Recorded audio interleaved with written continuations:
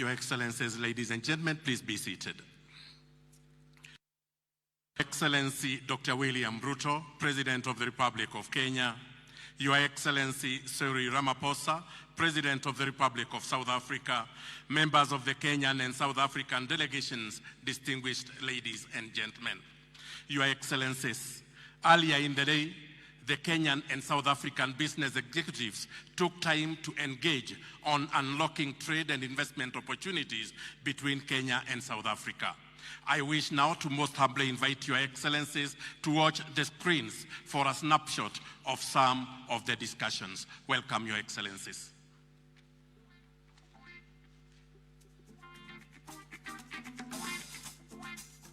Transport avocado from Kenya to South Africa is expensive. For instance, when we needed to send a consignment worth 100 USD, we were being charged 200 USD.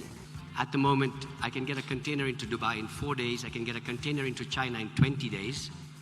I can get a container to Bombay in 10 days. But if I want to ship a container of avocados to South Africa by sea, 30, 40, maybe 50 days, because it goes via. Why? Between the different regions, there's still quite a lot of barriers that are being imposed by different governments, and that slows down the movement of goods. If we had a synergy, the two economies will benefit greatly. South Africa and Kenya in particular have got a lot to offer the world from a skilling perspective, and I think that can do and go quite a long way in terms of beginning to dampen the issues of unemployment. The DSTV business, which is part of the MultiChoice Kenya business as well as the GoTV Kenya business, has had a tremendous impact in the country, where we have contributed about 8 billion in GDP uplift in the country. Intra-Africa trade only accounts for 19%. 19%. If you compare to the EU, which is doing close to 70% of intra-EU trade, we have a lot of opportunities ahead of us. Let us make it happen. It's not a zero-sum game, and I think there is room in that case for deepening collaboration.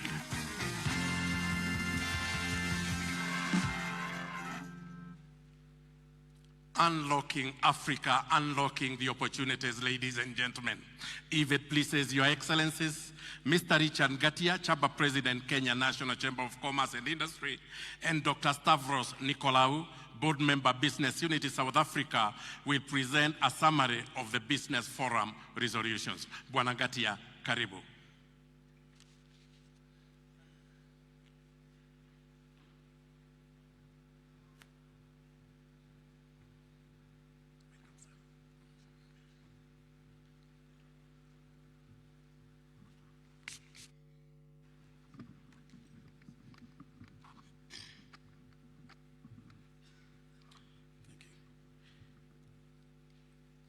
Your Excellency, the President of the Republic of Kenya, Your Excellency, the President of the Republic of South Africa, distinguished delegates, ladies and gentlemen, good afternoon. I'm very delighted today, Your Excellencies, because this day now marks 1 year since we had a conversation with the captains of industry in South Africa, Pretoria. That was in 23rd November. And therefore today was a day for us to have a conversation, and the whole day we've been looking at ways on how we can be able to unlock South Africa, but most importantly, unlocking Africa. Your Excellencies, you have seen, because you have walked through the exhibition, the limitless opportunities in this country. Your Excellencies, we have about 110 million population in both countries. And therefore, together, we can surely be able to tap the African continental free trade area market, which is 1.3 billion market. Your Excellencies, allow me just to acknowledge captains of industries, a few who are here in the house. And I will start with Ms. Flora Mtahi, who is the chair lady of KEPSA. She's right here with us. We do have Mr. Anthony Mwangi, CEO of CAM, who is here with us. Thank you. Mr. Kiprono Kitoni, Chairman, Nairobi Stock Exchange, is right here with us. Mr. Paul Rushidi Russo, who is the CEO of KCB Bank. Thank you very much. We do have Mr. Humphrey Muturi, Commercial Director, Equity Bank. We do have Mr. Nicholas Guibat, CEO, Mobius Motors, and Mr. Charles Mudiwa Bank. We do have Ms. Rita Kwisha, MD, Isuzu, East Africa Limited, Mr. Arvinder Singh Riel, MD, Toyota Kenya, and Mr. Dinesh Kolecha, who is Group CEO, Simba Colt Motors, and also Mr. Felix Chege, RSA Marketplace, and Mr. Tilo Mutai, Agri Africa Limited, among many other captains of industry who are here today. And therefore, Your Excellencies, allow me to read you through the conclusions and resolutions of the Kenya South Africa High-Level Business Forum held at Kenyatta International Convention Center in Nairobi on 9th November 2022. The Kenya South Africa High-Level Business Forum took place at Nairobi on 9th November 2022 on the margins of the high-level visit and brought together over 350 businesses, executives, and captains of industry from the two countries. The forum was held under the theme Unlocking Trade and Investment, Potential and Deepening Mutual Cooperation between Kenya and South Africa. 2, the forum appreciated the political goodwill expressed by the two heads of state on the win-win cooperation and facilitation of trade and investment for the mutual benefit of both countries. The forum took note of the recognition accorded to the private sector by the two governments and agreed to regularly engage in an atmosphere of mutual trust and respect. They called on the two governments to exercise this goodwill to support development of regional infrastructure projects. 3, the forum noted the importance of trade and investment as a tool for international engagement and lauded the cordial and friendly diplomatic relations that South Africa and Kenya enjoy in that regard. They called upon the governments of the two countries to work seamlessly to improve the environment for doing business in the two countries, including easing the visa regimes. And thank you very much, because today I think you shall be able to announce the good news about these visas. 4, the forum took note of the vibrant, frictionless trade and investment relations between the two countries and called for the joint concerted efforts in increasing the volume of trade and level of investment with a view of improving livelihoods of the citizens, particularly the youth, women, and MSMEs of the two countries. 5, the forum identified the regional, continental, and international frameworks through which both countries operate in conducting trade and investment. These frameworks include the East African Customs Union, the Southern African Customs Union, and the African Continental Free Trade Area. They agreed that the AfCFTA has extended the horizon for the businesses, but the opportunities therein can only be exploited through complementarity, cooperation, and forging of strong private sector ties. 6, the forum took note of the challenges inhibiting the full exploitation of business opportunities within the two countries and called on the two governments to streamline and harmonize the regulatory frameworks on standards and sanitary and phytosanitary standards. For example, you will note that tariffs and non-tariffs barriers example T, Your Excellency, that you saw here, it actually attracts 100% import duty. Your Excellencies, as well as to address the cost of related inputs, they called for the fast tracking of signing MOUs and mutual recognition agreements between competent authorities, Your Excellencies. Your Excellencies, I will now allow my counterpart, Mr. Stanros Narulau, who is the representative of businesses in South Africa, to continue with the conclusions.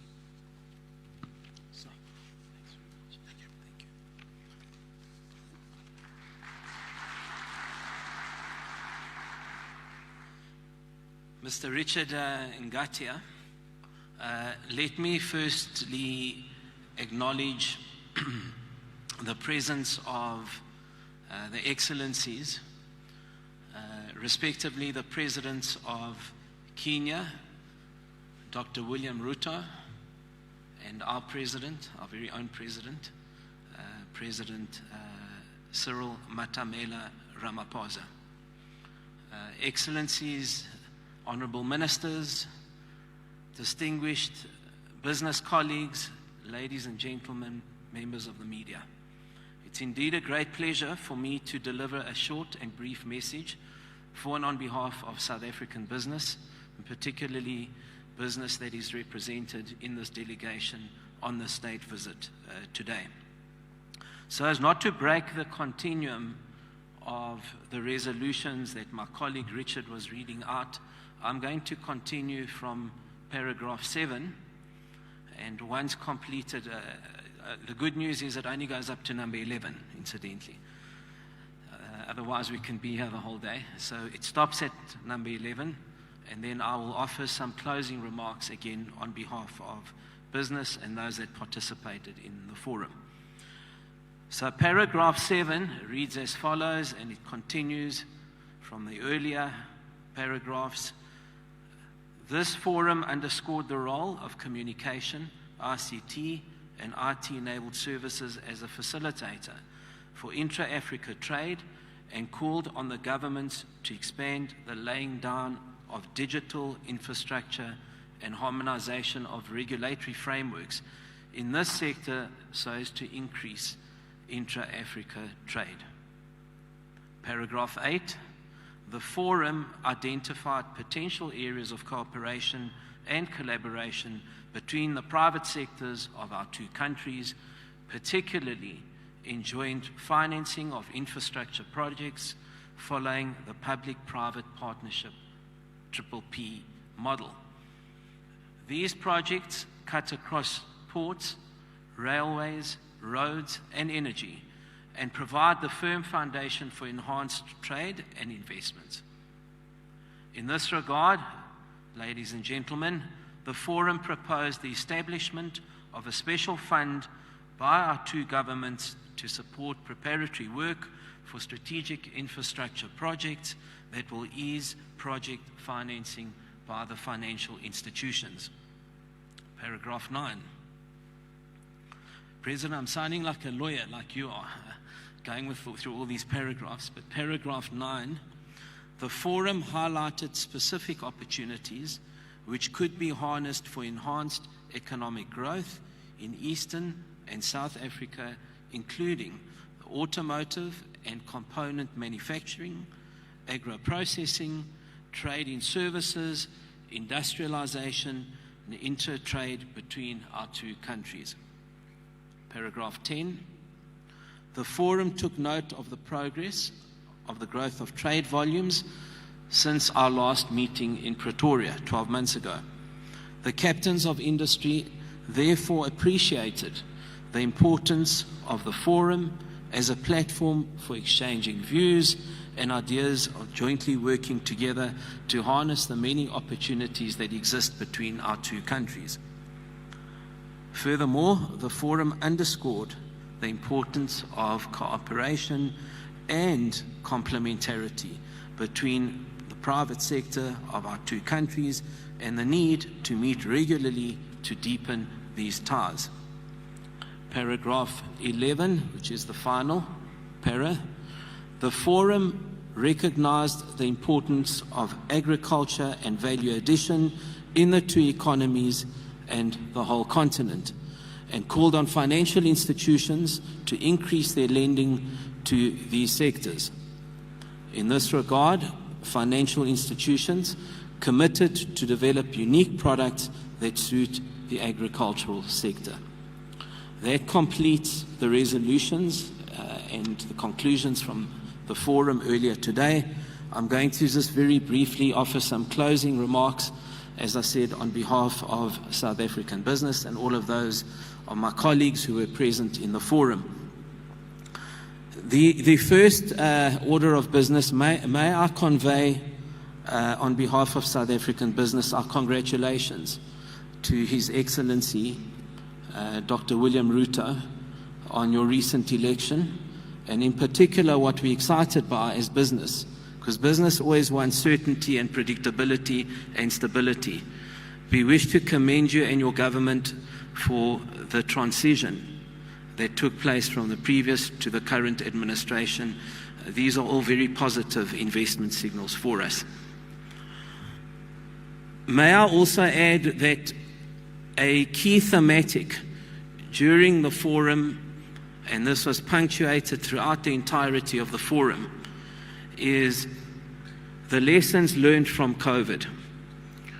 Africa found itself at the back end of the queue on many and most occasions, and we recognize as business the role that we need to play to establish value chains, supply chains, manufacturing capabilities and capacities, expertise and skills on the continent. We can never ever afford ever again to be on the back foot the way we were, particularly in healthcare. So drawing from that lesson, the biggest lesson communicated during the forum was the need to view Africa as 1.3 billion people. And in fact, in a mere 20 years' time, 1 out of every 6 citizens on this planet will be an African. We need to aggregate our markets. We need to look at pooled procurement opportunities. And our simple call to our governments here today is we need to accelerate local procurement and aggregated procurement on a pooled basis for the continent across multiple sectors. That's a clarion call we'd like to put out to the 2 presidents and heads of government. Lastly, before I take my seat, we're very conscious of some of the more operational matters which we discussed at length. These are all operational matters, of course, that will move the needle in business. My colleague Richard has alluded to some of these, and I'd like to just very quickly invite the Group Chief Executive Officer of Transnet in a minute or so, just to highlight some of the supply chain and more operational issues that will move the needle. We listened very carefully to 50 days to get avocados to South Africa, and Portia's got all the answers for you now. Thanks, Portia.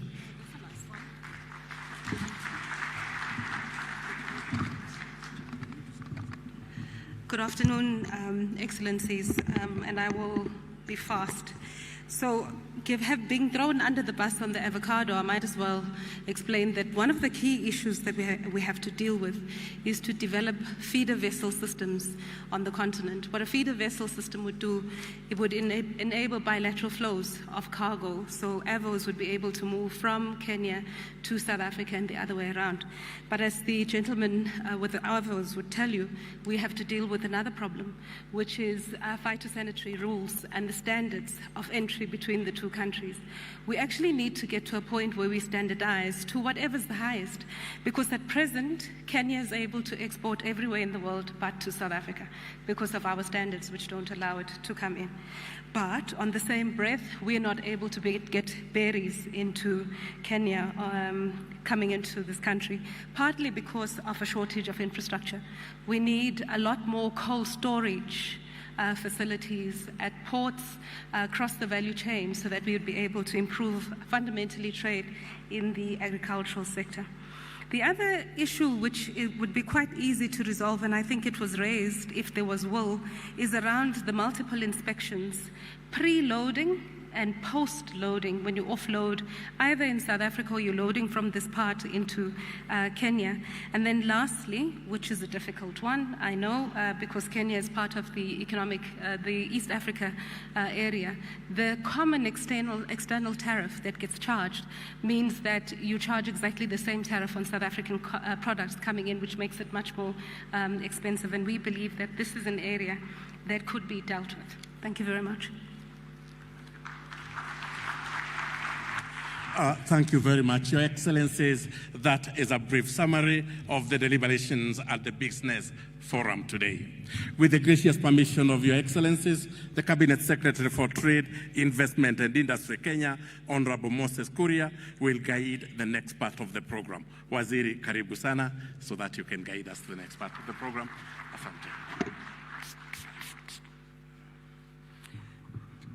Your Excellency, President William Ruto, President of the Republic of Kenya, Your Excellency President Cyril Ramaphosa, President of the Republic of South Africa, fellow Cabinet Secretaries, Ministers from South Africa, ladies and gentlemen. Before I make brief remarks, let me take this opportunity to invite my brother, the Minister for Trade, of Industry and Competition of the Republic of South Africa, Mr. Ibrahim Patel, to make some brief remarks. Minister Patel.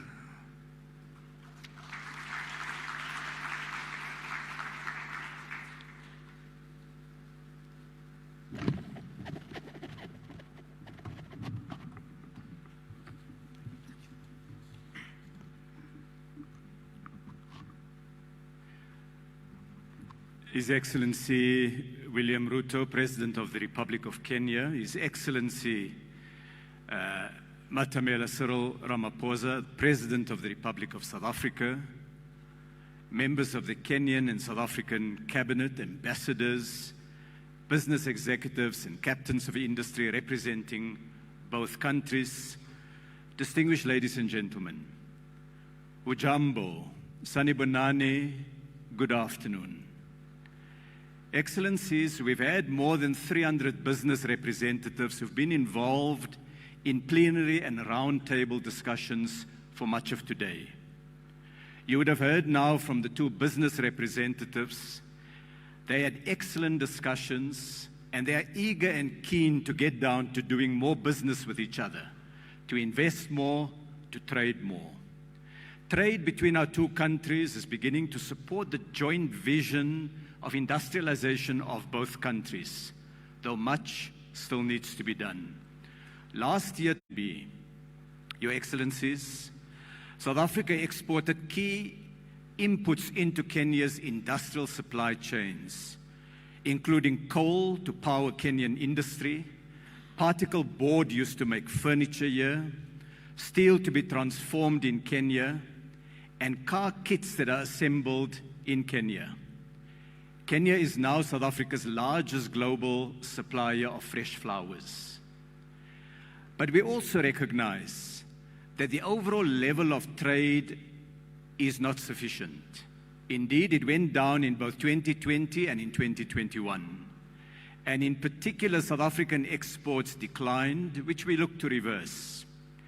At the same time, there's vast scope for more Kenyan products in the South African market, from the delicious teas and range of fruits to Kenyan manufactured articles.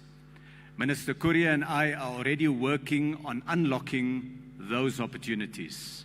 Firms from both sides see opportunities to invest. There's a Kenyan investor in South Africa in a large nut plantation in macadamia nuts. PG Bison has invested in Kenya manufacturing for furniture, and Distel in beverage manufacturing. Standard Bank and MTN are investing in Kenyan infrastructure.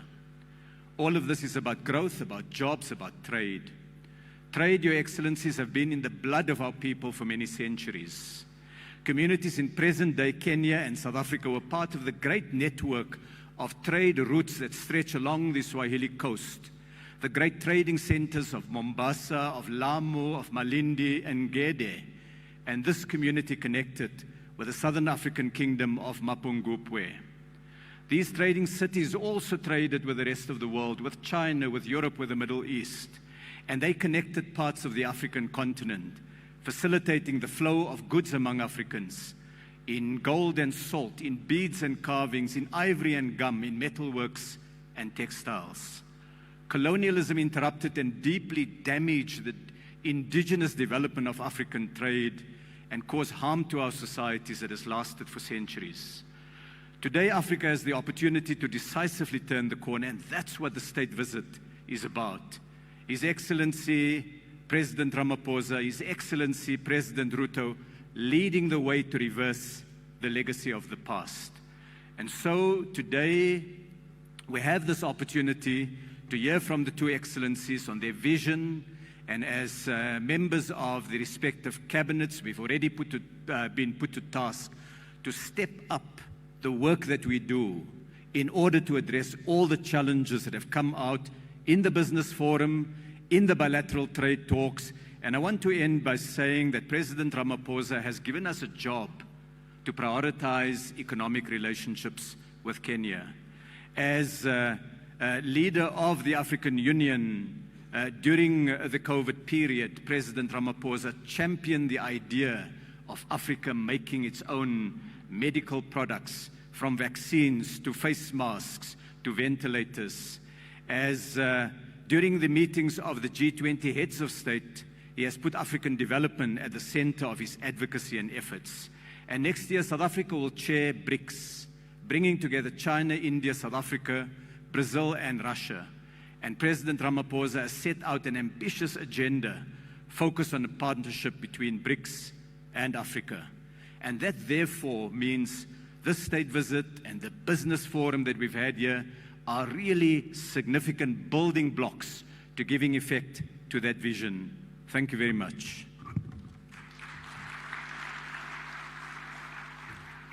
Thank you, Your Excellencies.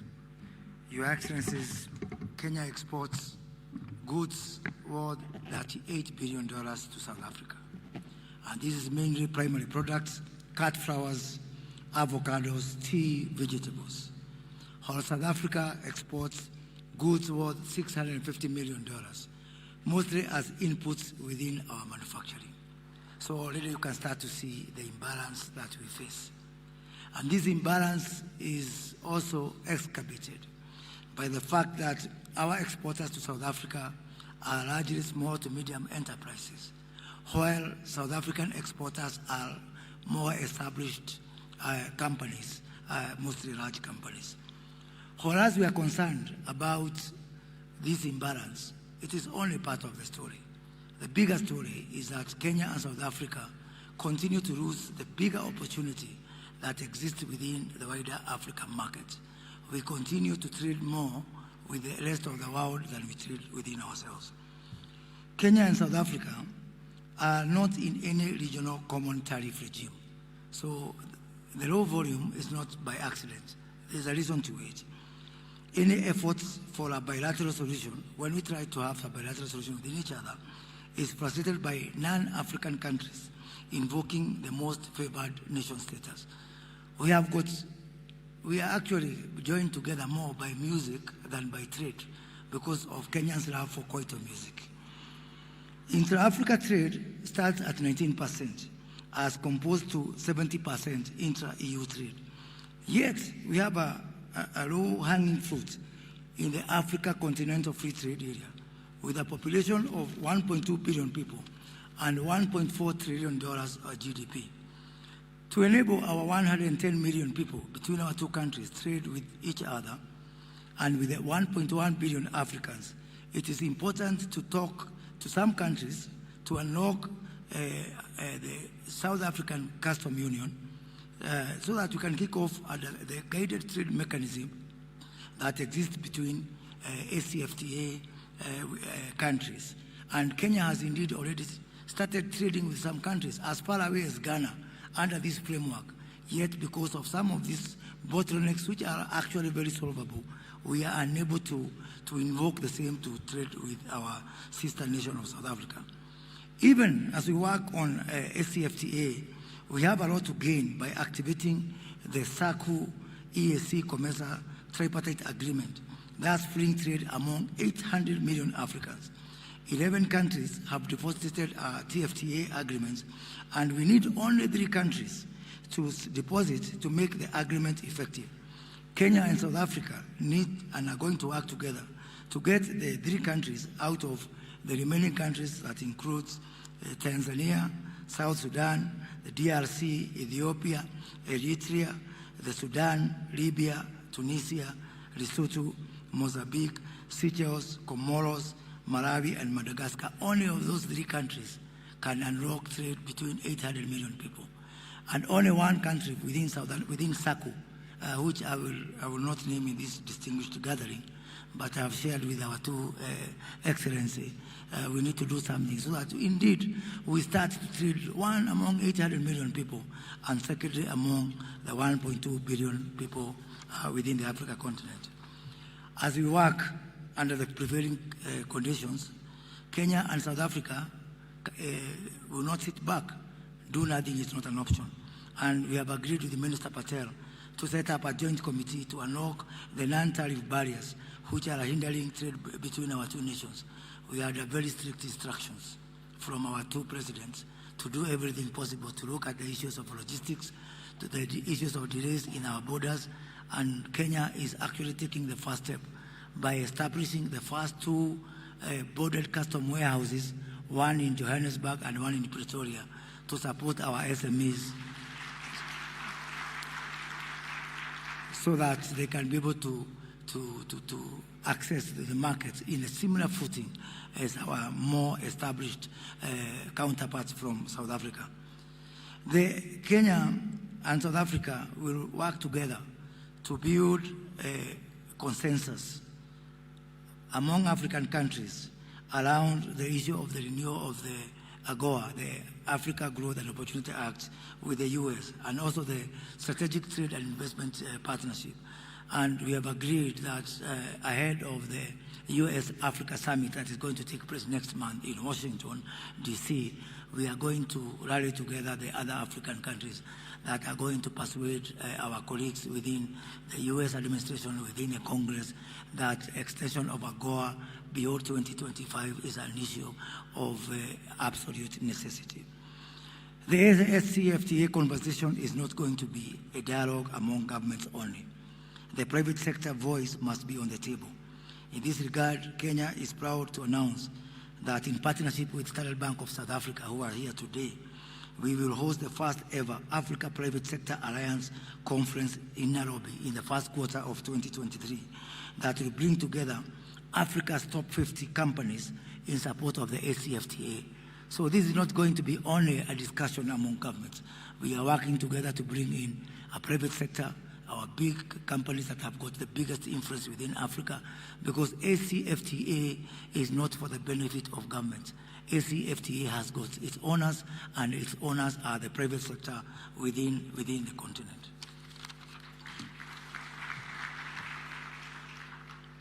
Your Excellencies, I'm a very proud person, and I'm a very happy person today.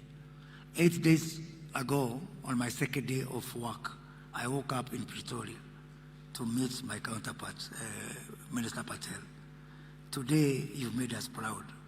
The bold and brave decision that you've taken on the issue of visas for Kenyans in South Africa to South Africa can only be taken by brave men. And on behalf of our governments, our people, and our business community, I want to congratulate you, because surely fortune favors the bold. I think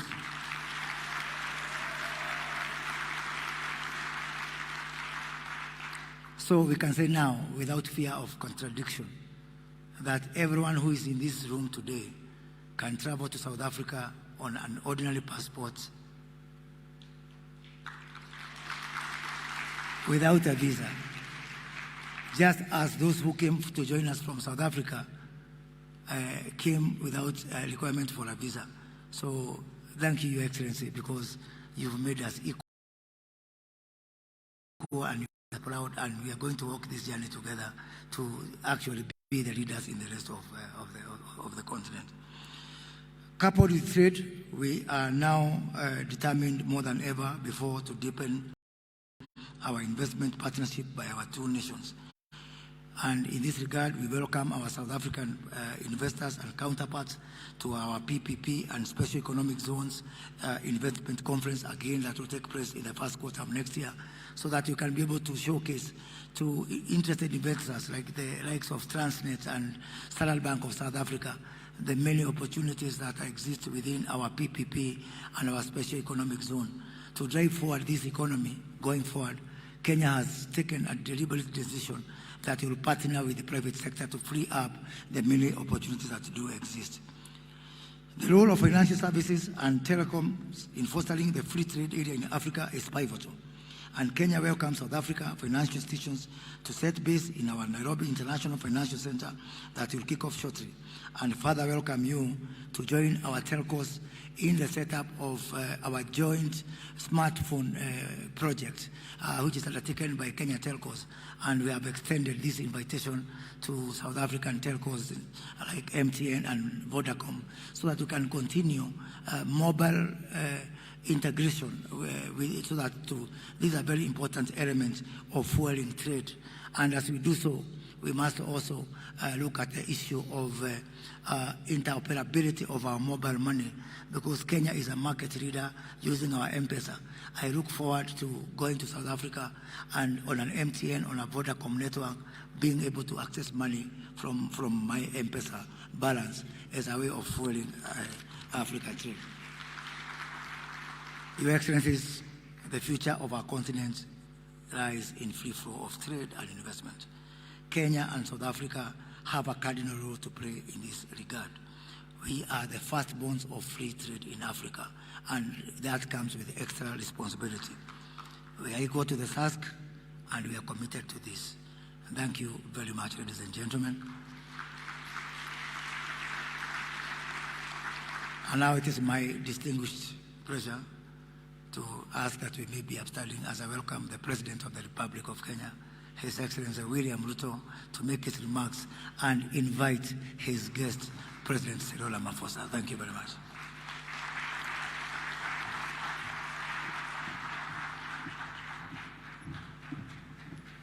Please, let's take our seats. Thank you very much. Your Excellency, President Cyril Ramaphosa of the Great Republic of South Africa, distinguished ministers who are here, captains of industry, friends, good evening.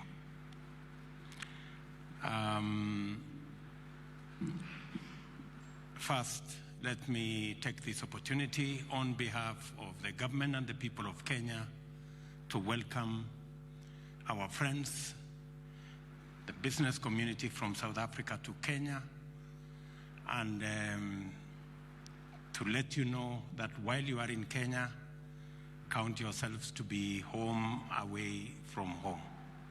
You are most welcome to Kenya.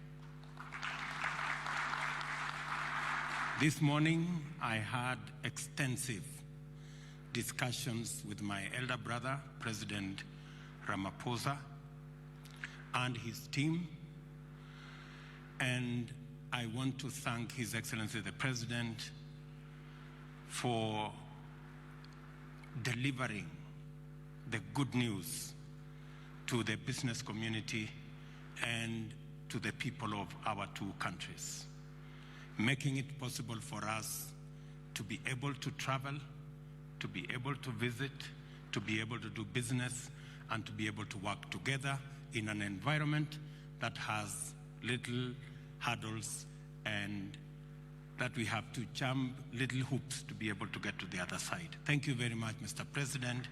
On behalf of the people and government of Kenya, we appreciate your gesture, your leadership, and your personal intervention in making sure that our officials are aligned so that we can work together. I just have two things to say to remind us. And I speak to the South African business delegation the way I do to our Kenyan business people. We are living in a continent that we have 1.2 billion people, with a GDP of $2.7 trillion. We have the youngest population in the globe. This is a continent of great possibilities and opportunities. These opportunities and possibilities are hindered by bureaucracy, red tape, regulations, and many things that impede our collective progress. I told our teams earlier, we cannot share poverty, but we can share wealth. And we need to work together to create wealth. And we must eliminate the barriers, the hurdles. Our borders must not be walls. We must turn our borders from being hurdles to being bridges. We must turn our borders from being hurdles to being facilitative, so that we can do trade, we can do business, we can make investment, and we can move people, goods, and services freely in our continent.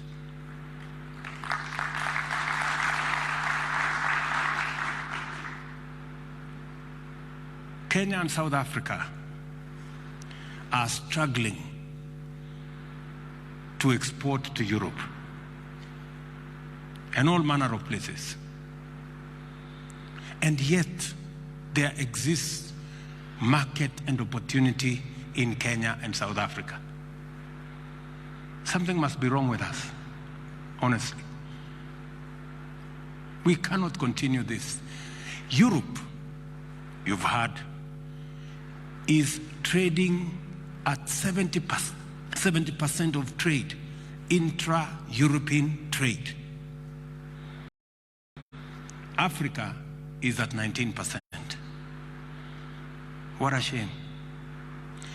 And we still want to have a conversation about, oh, you know, we have this regulation, and you know, we have this other regulation, and you have to wait. I mean, surely, good people. Sometimes, even when we want to make decisions at the policy level, the business people are the ones holding us back. Or, you know, that guy is going to take over my market, and the other guy is going to take over my market. Please, let us have one big market. Forget about your small market.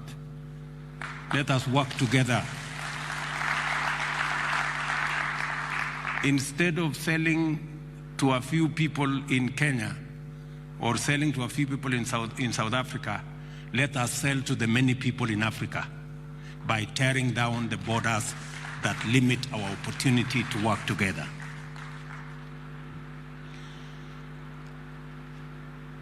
I want to thank President Ramaphosa for working with my team and myself to eliminate some of the barriers that we have. Our ministers have instructions that South Africa and Kenya are in one neighborhood, and South Africa and Kenya hold the potential of unleashing the opportunities in our continent by working together. Combining the experience, know-how of the South African people with the agility and the innovation of the Kenyan people, the limit is the sky. There is no limit. We have limitless opportunity by working together. I want to promise my good brothers from South Africa that Kenya is open for business and Kenya wants to work with you. We have agreed on many of the other issues, and I want to thank our officials for being supportive of the positions that we have taken. Eliminating the barrier on meat exports. Why on earth would we ban South African meat from coming to Kenya, or Kenyan meat from going to South Africa? Why? There is absolutely no reason. And listening to the good lady who came to speak to us about these barriers, I never heard her say, this is very difficult. She kept on saying, this is easy, this is simple, we're going to do this. So I am here to come across anything that is so difficult. I have only heard about things that are simple and easy. The question I ask myself, easy and simple, why am I not doing them? Let's just do this easy and simple things and get us working and get us doing business. Let me finally say the following. We have huge opportunities in Kenya for South African private sector and business entities. We have investments, we have huge opportunities in our housing and settlement plan. We are short of 2 million houses. My good brother, President Ramaphosa, told me, you have already built 4 million houses in South Africa.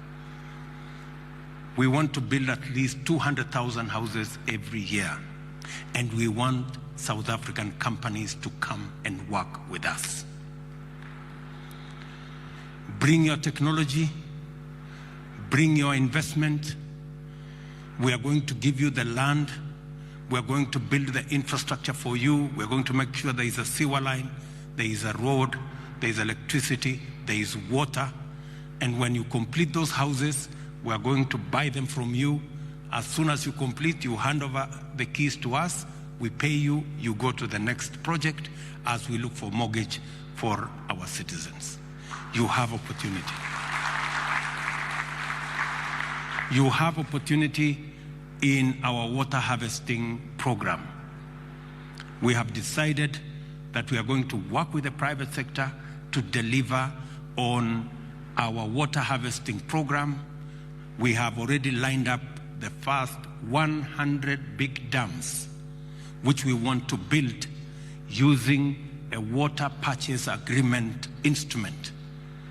Build the dam, we will buy the water from you, and we will underwrite the purchase of that water from any of the investors, from our good friends from South Africa.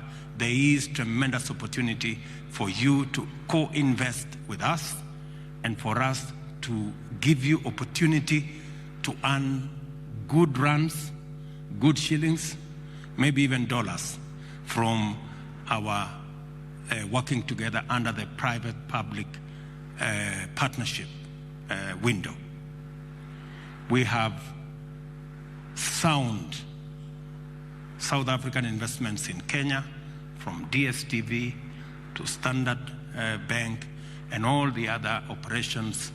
And I was very pleased to see the kind of partnerships in the various companies that we went through here in the grounds down outside here between South Africa and Kenya, from textile to furniture to manufacturing to fintech companies. And I want to tell you that South Africa and Kenya hold the key to unlocking the possibilities in the continent of Africa. We need to work together. And between me and my elder brother, I want to promise you that we are going to open doors for you, not just in Kenya, not just in South Africa, but in the continent of Africa, so that we can leverage on your expertise, on the resources you have to open our continent and to unlock the potential of wealth in the continent of Africa. I want to persuade you that this is an opportunity like no other. This is an opportunity of our lifetime.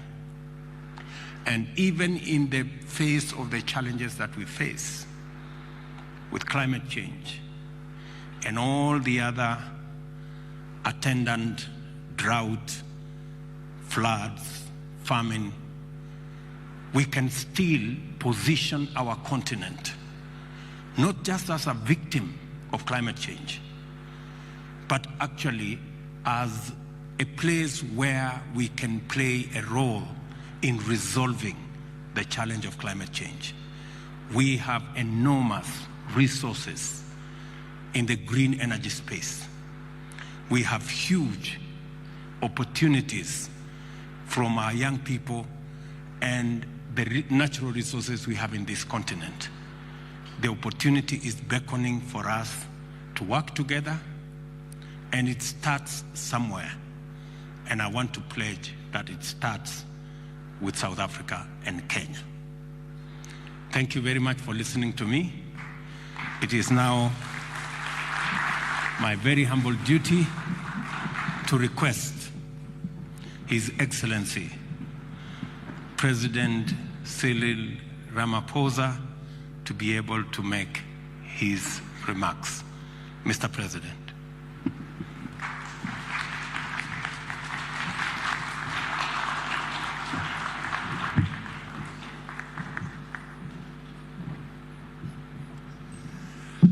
Thank you. Let's be seated, please.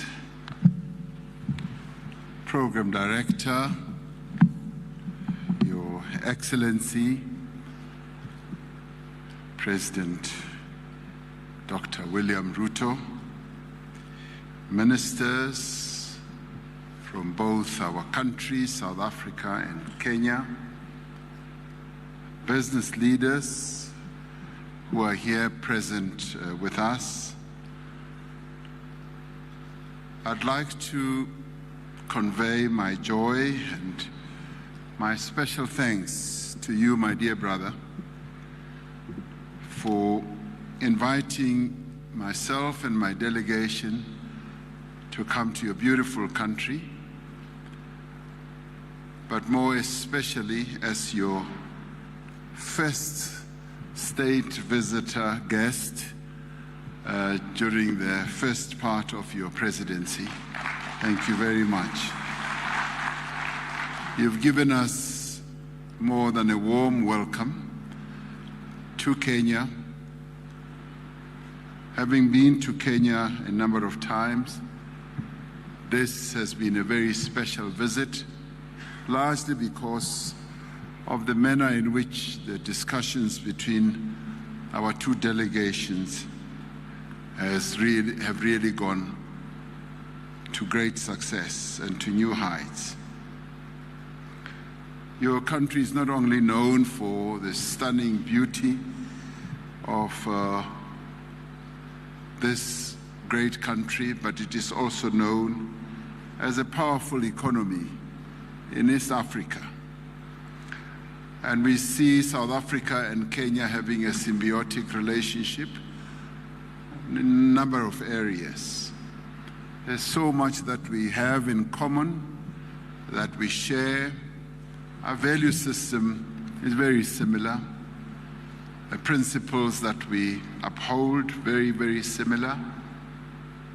We're democratic, and you are too. You uphold human rights, so do we. Your governance structures, institutions, and processes are really outstanding. So there's much that binds us together as the two countries, and we are overjoyed with that.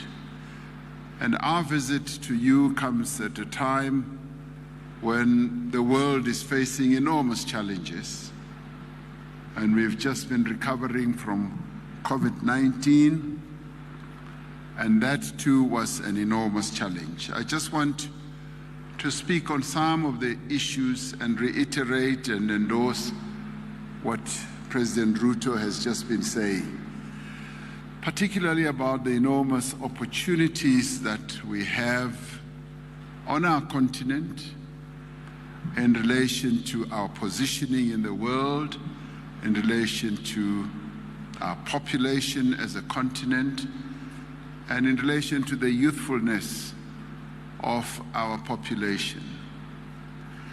And also get us to look back where we've come from. We're a continent that is quite resilient. Sometimes we browbeat ourselves into helplessness and submission and all that. I've always enjoyed President Museveni's take on our continent when he says, we are a continent of resilient people because we are survivors. We survived the most brutal form of punishment that was ever exerted on a people in the history of the world, colonialism. And they sought to wipe us out and to destroy us, but we survived. And we've emerged as independent countries, proud of our identities and surging forward. I mentioned COVID advisedly because as the world was gripped by this massive pandemic, as a continent we were able to distinguish ourselves in the manner in which we approached and we addressed COVID. We were the only continent that during this horrific pandemic were able to unite and to act as a continent in an integrated manner. If you ever want to talk about African integration, I saw it with my own eyes during COVID, when right at the outset of the pandemic, we developed a strategy, an African strategy of how to address and to approach COVID. And no other continent that I know of, even to a little extent Europe, was able to develop as good a strategy as we did. And that spoke to our integration. And we lived up to the strength, the resilient strength, and possibly hidden strength that we have as Africans who have survived a whole lot of other terrible things that were done to us as a people. And having developed that strategy, when the world was at sixes and ninths, trying to get personal protective equipment, and when all countries were running all over the world, overpaying for PPEs and what have you, going to suppliers all over the world, China, Europe, and being overcharged. We united once again and established an African medicine supplies platform where we all got together and started buying our PPEs at reduced prices. That too was phenomenal, and we did it because we became integrated and united. Whilst that was going ahead, the era of vaccines came to the fore, and once again we united and put together a vaccine acquisition entity. No other continent put up a vaccine acquisition entity like we did, and we were able to procure and amass vaccines in the most effective manner. And that to me showed us that working together, precisely the point that President Ruto was making, we are able to achieve enormous feats and demonstrate to the world. And in fact, the world was quite surprised at the manner in which Africa was able to unite and address a pandemic like this. So if we work together, we're able to achieve much more than what we imagine. President Ruto speaks about climate change. Our countries are being ravaged by climate change, droughts, floods, fires, pests, you name it. And it is this that, as President Ruto is saying, that we need to unite and work together and address even climate change. And out of it all, we should be able to see new opportunities, as President Ruto was saying, new industries, new sectors, and make sure that we enter those new sectors and excel in the most outstanding manner. Having just returned from COP27, held on African soil in Egypt, where the stark realities about climate change were demonstrated to all, as Africa and as African leaders, we made it very clear that our countries cannot afford a further rise in global temperatures, but we also collectively called upon the more developed economy countries to honor their commitments.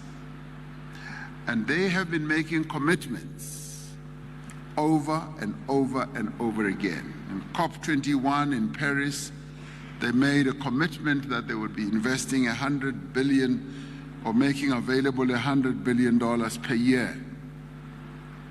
They have not met those commitments.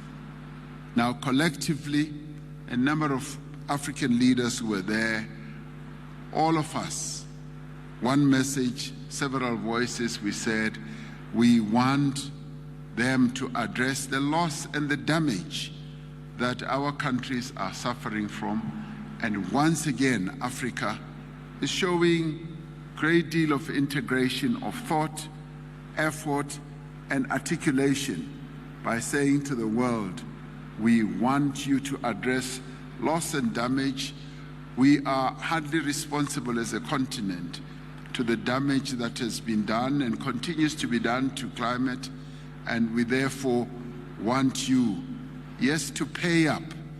It is about time that the money is brought to Africa to enable us to address the damage they have caused to our climate. So, being here at this business forum, for me, and as President Ruto was saying, based on what we've been able to do in the past and the positions that we've collectively taken as a continent, it brings forward an important opportunity and message about what the business community should be able to do, working together with your various governments for us to search forward to address the issue of integration. It is about time that indeed Africa is more integrated. When we look, as President Ruto correctly said, when we look at other continents, especially Europe, their intertrade is up to 70%, and ours is a paltry less than 20%. And when you go into the markets that we have, as you go into our markets and when you pick up goods, I often begin looking where these goods are made. And I get appalled when I realize that goods that we could have made ourselves on the continent are imported from other environments in the world. And this is what we now need to live up to and address the issues that hold us back. What is it that holds us back? And here I speak to us as business and also as government. What's holding us back seems to be fear. Fear of the unknown, where we almost fear our own shadows and are worried about surging forward, confronting those shadows. Today, we were able to announce, for instance, that there should be visa-free travel between South Africa and Kenya. By Kenyans going to South Africa, that you no longer need to have a visa. Now, I'm able to say, what has always held us back, I was saying to President Ruto, is a fear. We possibly, as well, South Africans, we were afraid that by opening up the doors of South Africa to Kenyans, we are afraid that in will come all those undesirable elements that just want to transgress our immigration laws and so forth. And today we were able to say, let's ditch the fear. Let's open up South Africa to Kenyans to come to South Africa so that you can come and do what? And trade with us. You can come and do business. You can come and be tourists. Yes, you can come and learn. Many young people want to come to our learning institutions. Many people who want to come, yes, to our hospitals. There are many people who do want to come and visit their friends and relatives. And today, that's precisely what we've done. Got rid of that fear and to enable us to triumph over fear. And of course, we've reached a very good agreement with Kenya that we are going to monitor this process. We are going to be hands-on, and it's not going to be a loophole that we have opened for those who want to transgress immigration regulations and who want to come to slip into South Africa without proper papers and so forth. And Kenya has been bold enough, getting rid of its own fear. It's been bold enough to say that there will be a return policy. Those who have gone to South Africa wrongly will be returned back to Kenya. And that is very positive, and we welcome that. So the reciprocal nature of our dealings have been powerful. But I must say, President Ruto is action-oriented. There were two of us sitting together, and he looked me straight in the eye, and he said, President, this has to be addressed between the two of us. Let us take the leap. And he is very good at he looks very fit, and I think maybe, I don't know whether he was a boxer or whatever, and was able to twist my arm. And with that, we were able to agree that this is the new dispensation that we are introducing. It's courageous, it's bold, and it is aimed at improving the relationship between Kenya and South Africa and build that strong foundation. But more than that, it also builds trust, not only between the two of us as leaders, but also builds trust between the two nations, that we are two peoples on our beloved continent who can trust each other to do the right things, and who can trust each other to trade with each other at a diplomatic level, at a political level. There is a great deal of trust that we can rely on.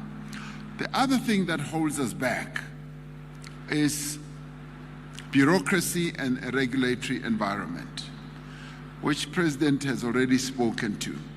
And we already identified a number of things that we can do to unlock the way we deal with each other and unlock unnecessary bureaucracy, red tape, and unnecessary regulatory strictures.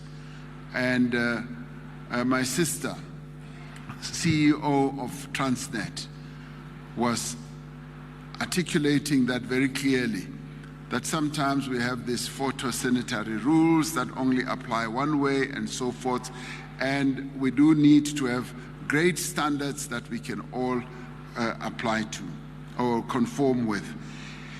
The important thing, though, that was clearly demonstrated today, we've got a really good team of ministers and officials who have demonstrated that they are willing to do what is necessary.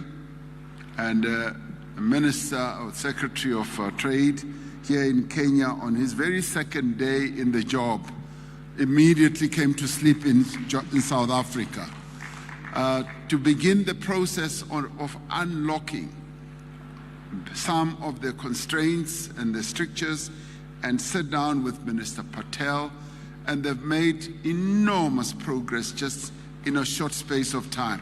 So I really applaud them, and the same applies to our other ministers. So we've got ministers on both sides who are determined to improve the relationship between South Africa and Kenya, so that we are able to capture the opportunities that lie ahead. And that behoves well for the future relationship between us as we open channels for you all as business people. Now, I'm particularly pleased that there are so many of you who have come here from both South Africa and here, and we hope that you will be able to move from the contacts that you are making to contract, because the opportunities are many. They are even unimaginable. And all we want to do is to open those opportunities, because our continent is hungry. It has a great appetite for industrialization, and it has a great appetite for new investment in factories, in logistics systems, and I'm very pleased to hear that Kenya is going to set up warehouses in South Africa for Kenyan goods that must come into South Africa. We welcome that, and we are open to that. Before coming into this meeting hall, President Ruto was ushering me through the various stalls that were here, and he's a very good salesman. He was, all morning he's been trying to sell me Kenyan tea, Kenyan coffee, avocados and all that. So as you see me, I'm full of tea as it is now, of Kenyan tea. So the opportunities are enormous. And as he was speaking up the opportunities, I want to reiterate that indeed we just see great opportunities, and opportunities that straddle between the private sector, opportunities as well as the public sector, opening up the Kenyan market for both our state-owned enterprises as well as our private sector. But similarly, President Ruto, I'd like to say we want to open up also South Africa's market for your goods and services, and indeed for your public sector companies that can come to South Africa to do business. So in the end, it should be a two-way process. I was also particularly pleased to see a stall where medical products are also manufactured here, which speaks to precisely what I was saying earlier, where we were able as the African continent to push the world to get us to manufacture our own vaccines and to push the world, the WTO and so on, where we said we want to be able to manufacture therapeutics and diagnostics as well. So it was a joy to see a company here in Kenya that is already making that. We've had enormous breakthroughs. And as we make these breakthroughs as government, we are saying we want the private sector to follow in suit so that you notice and see all these opportunities that can be capitalized on. Now, the Africa Continental Free Trade Area is another great opportunity. Despite the little hurdles that are in place where we are supposed to get a few countries to unlock the full-blown implementation of the Africa Continental Free Trade Area, and we are going to do that. In our own neighborhood, we have to get Lesotho to come along, the country that you didn't want to mention. We will do so. And in your own region, you've got others. Now, imagine the two economies. And let's not forget that Kenya and South Africa, Kenya is a very big and vibrant economy in East Africa. And South Africa is a big and vibrant economy. So we link the two regions in the world.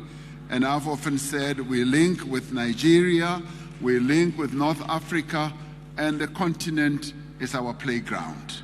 And that's exactly where we want you as businesses to play. So the quest that we have and the dream that we have, and imagine we also started it during COVID, but we also immediately started saying we need to scale up. We can't be running after a number of countries around the world and say, when we are sick, we want you to supply us with vaccines and syringes and therapeutics and so on. We've got to make our own. This is Africa's century, and we must capture it and demonstrate to ourselves and those who will come after us that we did take up the opportunities. And now we've already demonstrated that we can. We can make vaccines here on the continent. The agreement that we got the world to start focusing on is to say there are a number of countries on the continent. South Africa is one, Kenya is one, yes, Rwanda is one, Senegal is another, Egypt is another.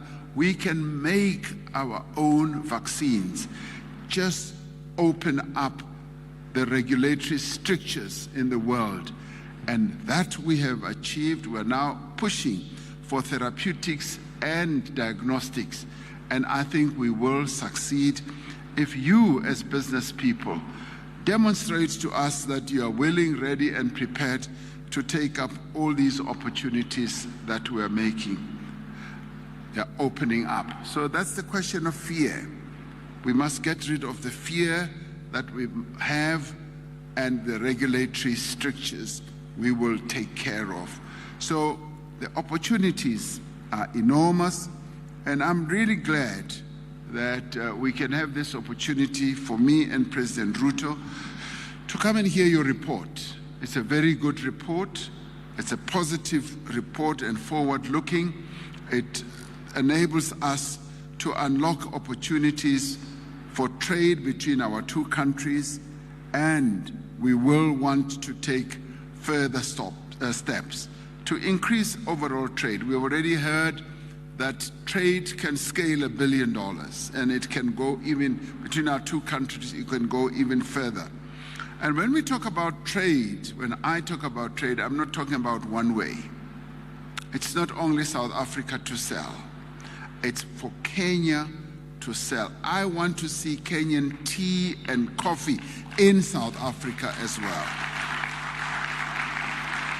So we want to open our market, and we also want to open up investments. On the public side, President Ruto has already said, in housing, where, yes, we have developed a really good and special skill. We've built 4 million houses, and you need 2 million. We can work together. But in working together, we want also to build capacity to transfer the skills and the capabilities, so that as Kenya, you can also come and build houses in South Africa in time to come. So it has to be seen as a two-way process. So if we can look at all this in a broad sense, we will find that the sky indeed is the limit. We've got endless opportunities. And on our side, we want you as the business community not to tire, to keep raising the issues that are important to you. You've got great access. President Ruto is accessible to the business community here. And as we were going around the stalls, nearly everyone was focusing more attention on President Ruto, forgetting that I'm a buyer of Kenyan goods. They were focused, and I said, no, that is a good sign, because they look at him to unlock opportunities. Way back home, they look at me also to unlock opportunities. So both of us are accessible, are able to see how we can open up the opportunities and support you. So what I can say as I conclude is that we are here to support, to egg you on. Similarly, you as business people take up the opportunity of having two governments that support you, two governments that want you to succeed, and two governments that are hungry, that are determined to grow our two economies. These are two strong economies in two parts of our continent. Let us work together. And that is what has brought me and my delegation here. And I'd like to thank you for being here and also for reporting to us as well as you have. Thank you very much.